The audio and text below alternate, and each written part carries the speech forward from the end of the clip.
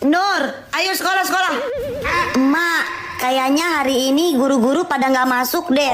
Soalnya mau ada Sebelum itu, jika kamu sayang dan rindu dengan kakek nenek, berikan like dan subscribe, serta tuliskan emot hati yang menandakan kamu sayang. rapat di sekolah. Rapat?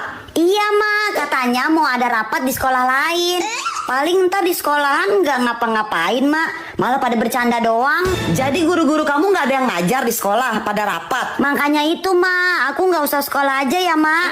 Daripada aku di sekolah bercanda doang, kan sayang buang-buang ongkos, Mak. Oh, gitu ya.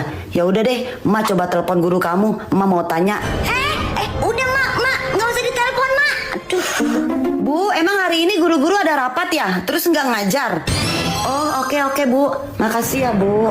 Kamu ya berani-beraninya bohongin emak bawa-bawa guru rapat padahal malah sekolah?